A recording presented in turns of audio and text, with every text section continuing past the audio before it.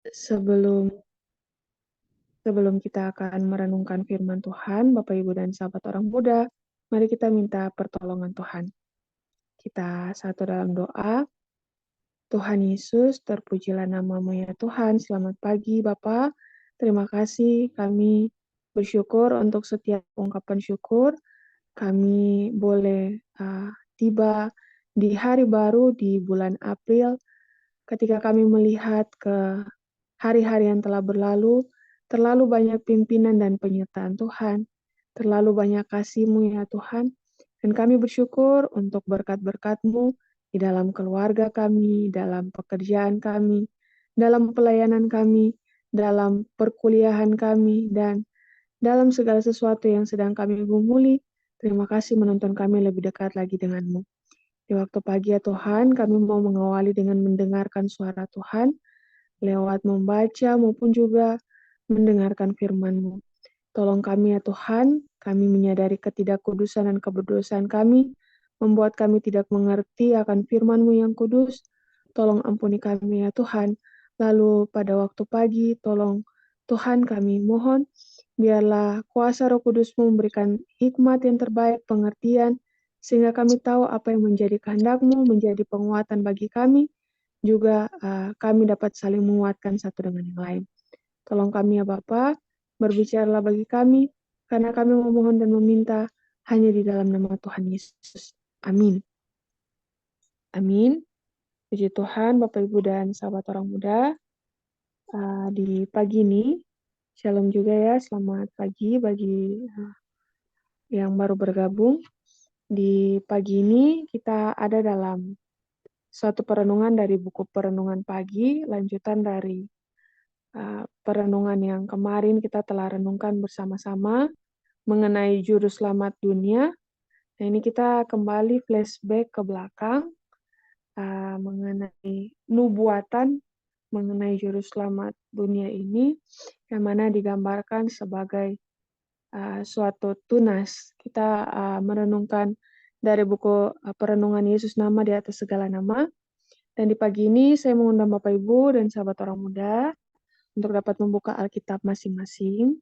Biarlah firman Tuhan yang berbicara dari Yesaya pasalnya yang ke-11. Yesaya pasalnya yang ke-11. Ayat tema kita di pagi ini yaitu terambil dari Yesaya 11 ayatnya yang pertama yang berfirman, suatu tunas akan keluar dari tunggul Isai dan taruk yang akan tumbuh dari pangkalnya akan berbuah. Amin, puji Tuhan. Dan kita akan merenungkan lanjutan. Mesias adalah dari keturunan raja, karena dalam nubuatan yang diucapkan oleh Yakub, Tuhan berkata, tongkat kerajaan tidak akan beranjak dari Yehuda, ataupun lambang pemerintahan dari antara kakinya, sampai dia datang yang berhak atasnya, maka kepadanya akan takluk bangsa-bangsa. Kejadian 49 ayat 10. Kemudian kita melihat lagi, Yesaya menubuatkan suatu tunas akan keluar dari tunggul Isai dan taruk yang akan tumbuh dari pangkalnya akan berbuah. Sendengkanlah telingamu dan datanglah kepadaku. Dengarkanlah, maka kamu akan hidup. Aku hendak mengikat perjanjian abadi dengan kamu menurut kasih setia yang teguh yang kujanjikan kepada Daud. Sesungguhnya, aku telah menetapkan dia menjadi saksi bagi bangsa-bangsa, menjadi seorang raja dan pemerintah bagi suku-suku bangsa. Sesungguhnya, engkau akan memanggil bangsa yang tidak kau kenal, dan bangsa yang tidak mengenal engkau akan berlari kepadamu, oleh karena Tuhan Allahmu, dan karena Allah yang Maha Kudus, Allah Israel yang mengagungkan engkau. Yesaya 11 ayat pertama, dan Yesaya 55 ayatnya yang ketiga sampai ayatnya yang kelima. Tadi kita lihat Yakub, Yesaya, kini kita lihat mengenai Yeremia. Yeremia juga menyaksikan kedatangan penebus sebagai putra rumah Daud. Sesungguhnya waktunya akan datang, demikianlah firman Tuhan, bahwa aku akan menumbuhkan tunas adil bagi Daud. Ia akan memerintah sebagai raja yang bijaksana dan akan melakukan keadilan dan kebenaran di negeri. Dalam zamannya Yehuda akan dibebaskan, dan Israel akan hidup tentram, dan inilah namanya yang diberikan orang kepadanya, Tuhan keadilan kita. Dan lagi, sebab beginilah firman Tuhan, keturunan Daud tidak akan terputus duduk di atas tahta kerajaan kaum Israel, dan keturunan imam-imam orang Lewi tidak akan terputus mempersembahkan korban bakaran di hadapanku, dan membakar korban sajian, dan mengorbankan korban sembelihan sepanjang masa. Yeremia 23 ayat 5 dan 6, Yeremia 33 ayat 17, dan ayatnya yang ke-18. Sedangkan tempat kelahiran Mesias sudah dinubuatkan. Tadi kita melihat nubuatan-nubuatan mengenai Mesias itu sendiri dan tugasnya, dan kita melihat juga nubuatan mengenai tempat dalam Mika. Tetapi engkau, hai Bethlehem Efrata, hai yang terkecil di antara kaum-kaum Yehuda, daripadamu akan bangkit bagiku seorang yang akan memerintah Israel, yang permulaannya sudah sejak purbakala, sejak dahulu kala. Mika 5 ayatnya yang kedua. Nah, renungkan lebih dalam. Apakah saya akan mengenali Yesus sebagai Mesias dari nubuatan Alkitab jika saya masih hidup pada saat kedatangannya? Sudahkah saya menerima Dia hari ini sebagai Juru Selamat saya? Amin, puji Tuhan, Bapak, Ibu, dan sahabat orang muda. Di pagi ini kita kembali diingatkan lagi mengenai suatu tunas, yang mana pertumbuhannya ada, kabar baik mengenai Mesias itu ada sampai kita sekarang ini. Jadi memang luar biasa, Tuhan memberikan suatu perumpamaan mengenai tunas, dan tumbuhan ini adalah suatu kehidupan.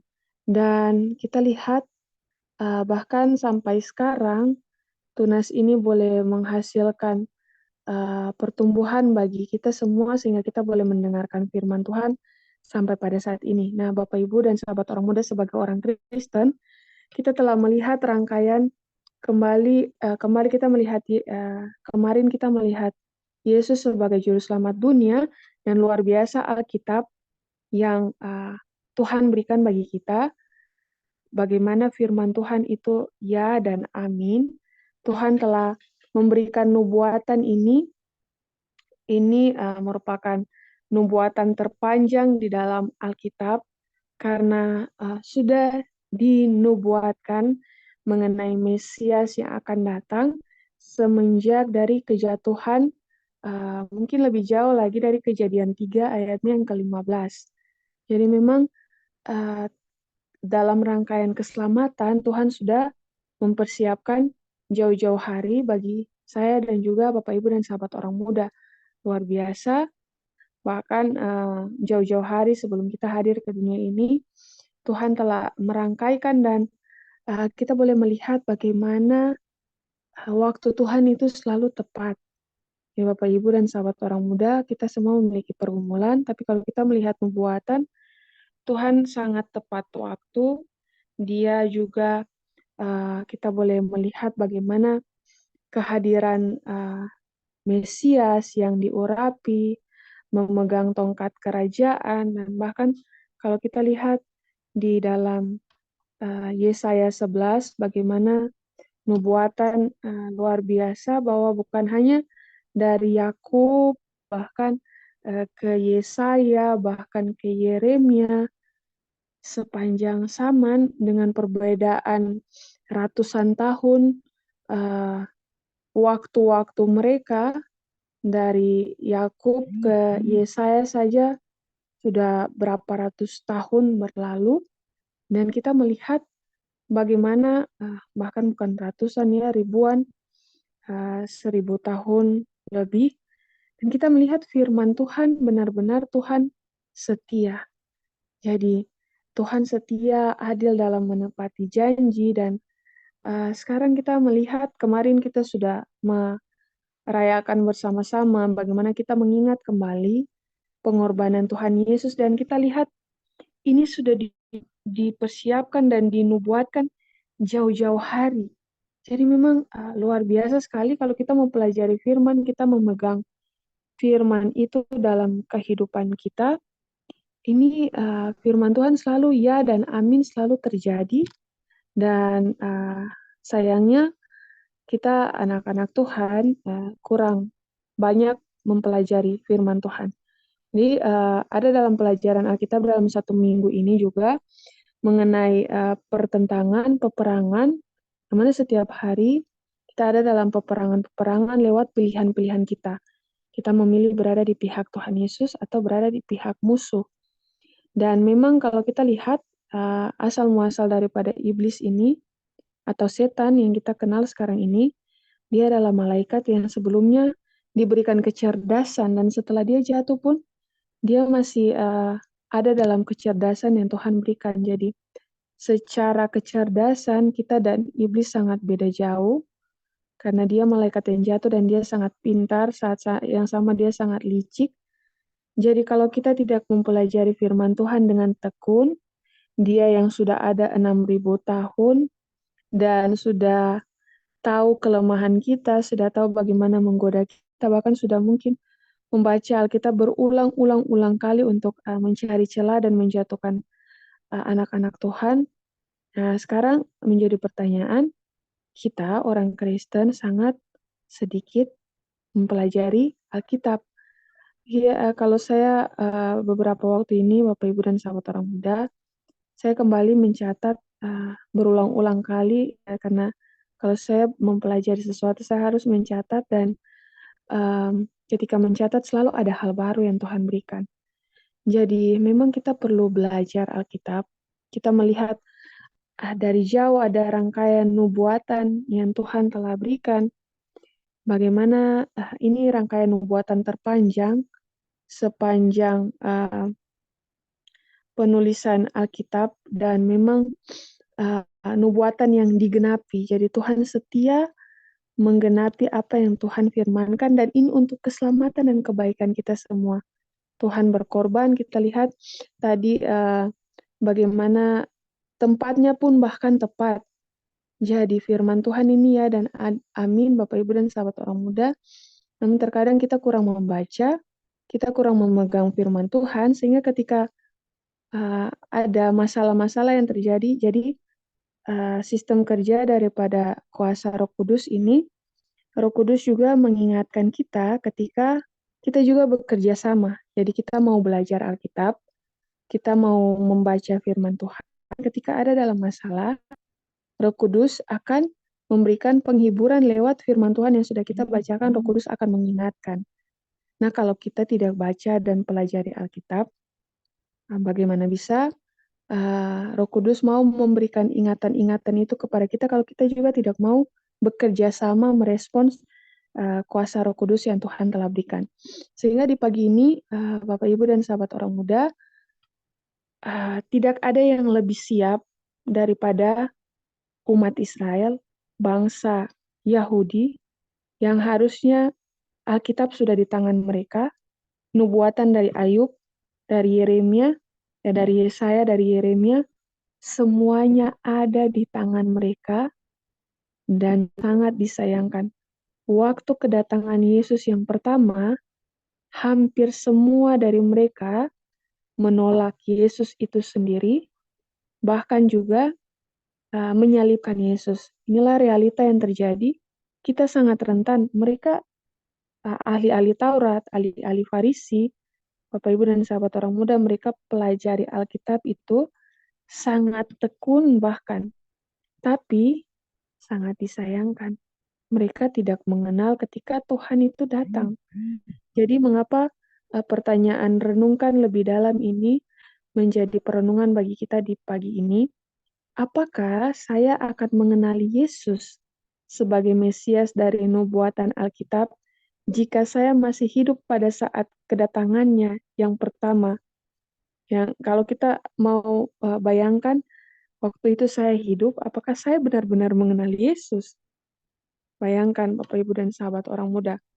Memang bukan hal yang mudah ya, kalau memang kita tidak mempelajari Alkitab dengan baik, tidak membangun hubungan karena perlu relasi hubungan dengan Tuhan yang memberikan pengertian bagi kita akan makna dari pelajaran Alkitab yang kita pelajari. Karena dengan hikmat kita sendiri, kita akan menjadi ahli-ahli Farisi dan ahli-ahli Taurat. Tidak belajar hanya sebatas teori saja, tapi tidak ada hubungan dengan Tuhan, sehingga pada akhirnya ketika Tuhan datang tidak mengenal Tuhan. Nah, kita pada saat ini sedang seperti bangsa Israel, umat Yahudi pada zaman ketika kedatangan Yesus yang kedua kali, kita sedang menantikan kedatangan Yesus. Ketika kedatangan Yesus yang pertama kali, kita sedang menantikan kedatangan Yesus yang kedua kali.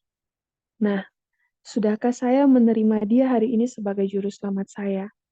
Sudahkah saya meluangkan waktu, berdoa, membaca Alkitab, mempelajari Alkitab? Saya mengundang sahabat-sahabat orang muda terutama ya, apalagi kita yang masih kuat secara fisik, mata kita masih bagus untuk membaca, kita masih kuat untuk mencatat. Mari sahabat orang muda, bahkan Bapak Ibu orang tua juga tidak terlepas karena kita ada dalam sekolah Kristus sampai kedatangan Tuhan, kita masih terus belajar dan sangat indah kalau mempelajari Alkitab. Kita memperoleh penguatan, memperoleh penghiburan, ya, dan sangat mudah sekarang ini untuk kita belajar. Kalau kita lihat umat-umat Tuhan di masa sebelumnya, untuk memperoleh pena dan kertas saja sangat sulit, untuk memperoleh Alkitab saja sangat sulit, naskah teks Alkitab sangat sulit, kemudian untuk membaca juga sangat sulit. Nah, kita sekarang ini Alkitab ada di elektronik, kita buka media sosial, ada firman-firman Tuhan. Tapi sangat sayang kalau kita tidak mengenal Tuhan dan tidak bersiap-siap untuk kedatangan Tuhan yang kedua kali. Jadi,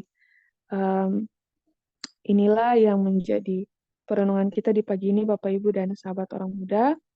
Biarlah dengan pertolongan Tuhan, mari di waktu-waktu akhir ini saya kembali diingatkan untuk mencatat, karena dengan mencatat kita bisa lebih banyak mengingat dan juga dalam mencatat banyak hal yang kita dapatkan. Jadi mari Bapak Ibu dan sahabat orang muda, jika kehidupan keagamaanmu tidak melebihi dari kehidupan ahli Taurat, dalam artian mereka itu belajar Alkitab sangat-sangat serius, mereka sangat tahu isi Alkitab, hanya memang mereka tidak membangun hubungan dengan Tuhan itu sendiri, sehingga ketika kedatangan Tuhan mereka tidak mengenal Tuhan yang mereka sendiri pelajari dan mereka sendiri harusnya sembah. Nah, kita pada saat ini, apakah ketika nanti Tuhan datang yang kedua kali, saya benar-benar mengenal Tuhan? Saya hari ini menerima Yesus sebagai juru selamat. Saya tidak bisa mengatakan setiap hari kita harus memilih Yesus sebagai juru selamat. Tidak bisa hanya hari kemarin saja, hari ini tidak. Hari ini, setiap hari, hari lepas hari, kita harus meneguhkan pilihan kita, memilih Yesus sebagai juru selamat. Lewat apa? Lewat doa, lewat perenungan, lewat pembelajaran Alkitab. Mari Bapak Ibu dan sahabat orang muda, Tuhan menganugerahkan Roh Kudus bagi kita, masing-masing kita yang akan memberikan pertanggungjawaban akan kehidupan kita. Jadi akan apa yang kita pilih, semuanya akan kita pertanggungjawabkan. Untuk itu, selagi saat ini Tuhan Yesus selesai dari kebangkitannya, kemarin kita mengingat kebangkitannya, dan mungkin nanti berikutnya akan ada dalam memperingati lagi kenaikan Tuhan Yesus. Tapi sekarang kita harus tahu pekerjaan Tuhan Yesus sebelum dia selesai dari pekerjaannya dan kembali lagi untuk menjemput kita. Sekarang ini dia sedang menjadi imam besar yang bekerja di bilik yang maha kudus. Dia sedang bekerja untuk mendamaikan kita. Yang mana saat ini ketika kita terhubung dengannya, kita mengakui dosa-dosa kita, ia setia untuk senantiasa mengampuni dan membaharui kita. Karena akan ada waktunya ketika sudah selesai pekerjaan Tuhan di bilik yang maha kudus, maka kesempatan sudah selesai bagi kita juga. Bahkan bukan hanya itu saja, kesempatan juga bagi kita, pintu kasih yang tertutup itu ketika kita juga diizinkan beristirahat atau meninggal ya. Jadi ada dua, yaitu meninggal ataupun kedatangan Tuhan yang kedua kali. Jadi kita perlu bersiap-siap setiap hari karena kita tidak tahu kapan waktunya. Untuk itu mari setiap hari menerima Yesus sebagai juru selamat. Dia sudah memberikan semua yang terbaik bagi kita. Sehari-hari ini kita punya handphone, kita punya buku, kita punya Alkitab di masing-masing rumah kita. Kita bisa membuka secara pribadi, duduk di hadirat Tuhan, minta pertolongan Roh Kudus. Tuhan tolong bantu saya mengerti dengan jelas firman Tuhan untuk mempersiapkan saya juga. Karena Bapak Ibu dan sahabat orang muda, setan sangat cerdas, kita sangat mudah ditipu kalau kita tidak belajar. Bahkan orang yang belajar saja, ahli Farisi, ahli Taurat, mereka bisa ditipu, apalagi kita yang cuman buka Alkitab 1 minggu 1 kali. Hanya mau pergi ke gereja saja, bahkan mau pergi ke gereja juga cuman mungkin pegang-pegang saja Alkitab, tidak buka lagi. Bahkan kalau pendeta khotbah atau juga membawakan perenungan, kadang kita merasa bosan, lebih banyak lihat atau scroll media sosial, atau apalagi ya sahabat-sahabat orang muda ya sangat rentan. Kalau kita tidak menikmati firman Tuhan setiap hari, kita lebih banyak menikmati hiburan-hiburan dunia, maka ketika mau pergi beribadah pun kita tidak akan menikmati hadirat Tuhan. Kita akan lebih banyak mencari apa yang menjadi kebiasaan kita setiap hari. Jadi Bapak Ibu dan sahabat orang muda, sebentar lagi Tuhan akan segera datang. Kita hidup bukan hanya untuk saat ini saja, kita rindu bersama-sama untuk menopang satu dengan yang lain, untuk menguatkan satu dengan yang lain, untuk bersama-sama juga bertemu nanti muka dengan muka ketika Tuhan Yesus datang yang kedua kali. Sehingga mari jangan sampai kita belajar dari kesalahan yang pertama, yang mana ketika Tuhan Yesus datang, banyak sekali anak-anak Tuhan yang tidak mengenal Tuhan, bahkan juga menyalibkan Tuhan.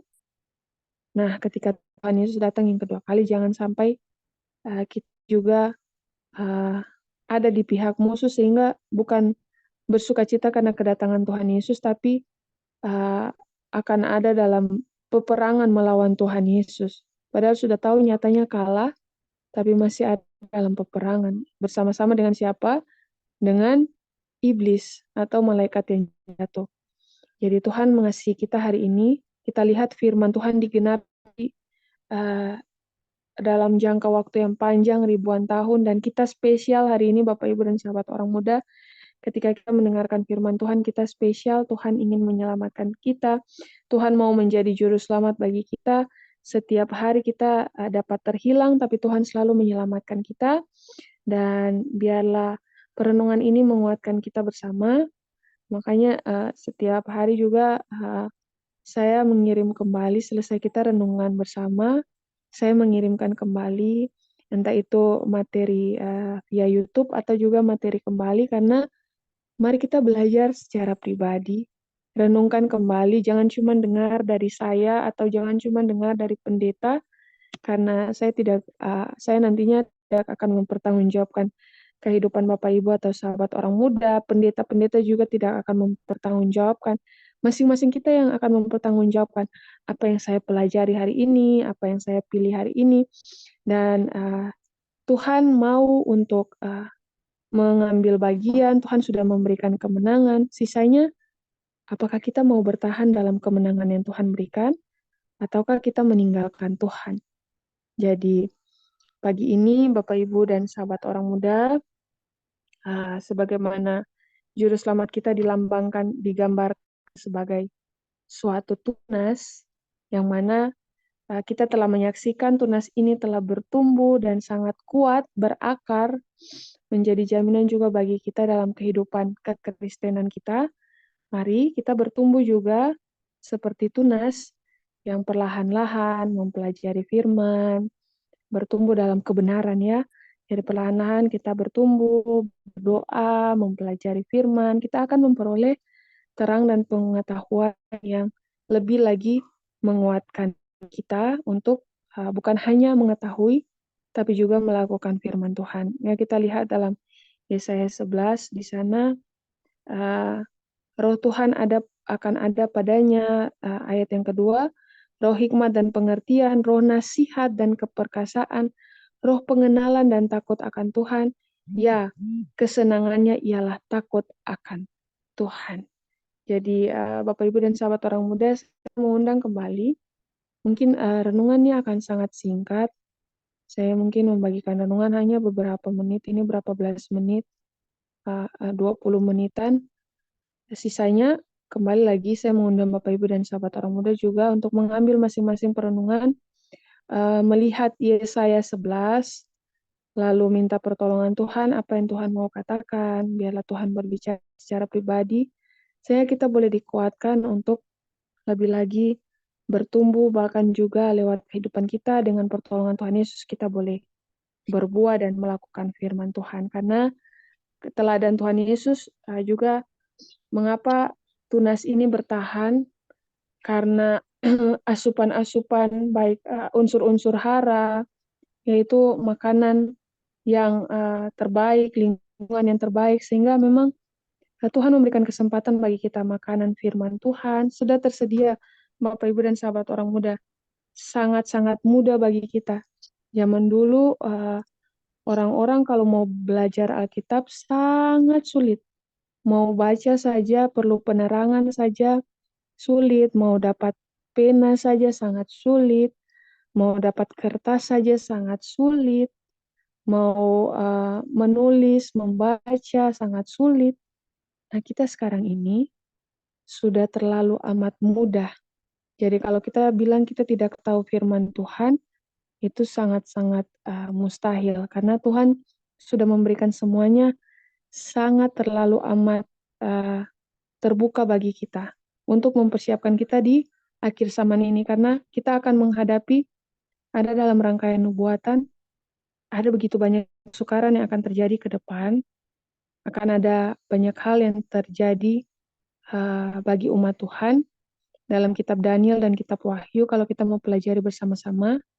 Tapi yang menjadi kekuatan adalah firman Tuhan yang kita pelajari, hubungan kita dengan Tuhan yang akan menguatkan kita bersama-sama menghadapi berbagai masalah pergumulan kehidupan kita. Sehingga saya mengundang Bapak Ibu dan sahabat orang muda, mari di pagi ini renungkan lebih dalam lagi.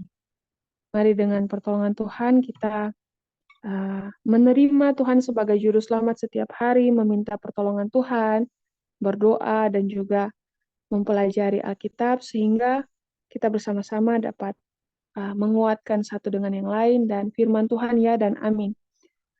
Berangkaian beribu tahun kita telah saksikan nubuatan itu terjadi, dan masih ada nubuatan-nubuatan yang harus kita ketahui. Tuhan telah memberikan clue-clue apa yang akan terjadi di masa yang akan datang.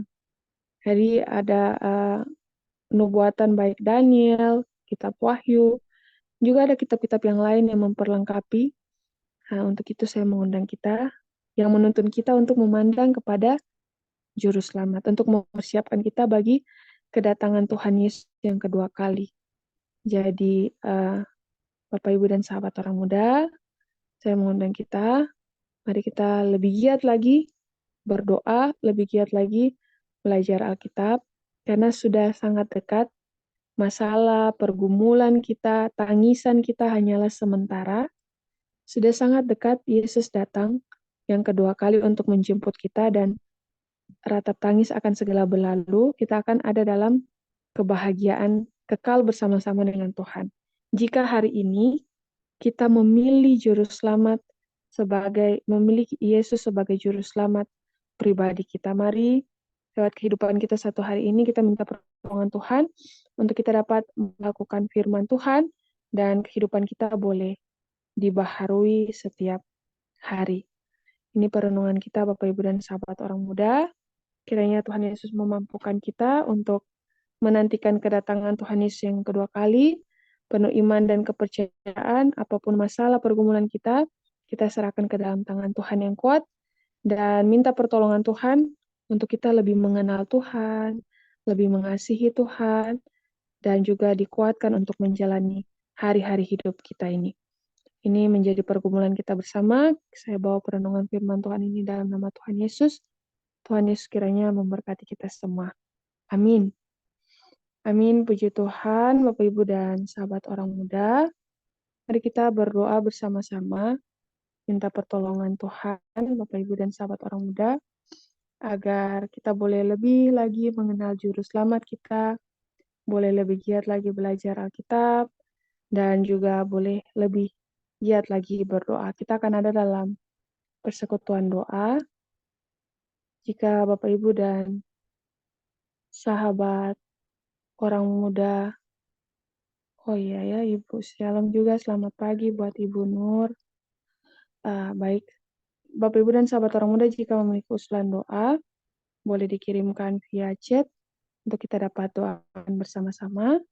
Dan mari sebelum kita berdoa, kita akan memuji Tuhan lewat lagu pujian yang akan diputarkan.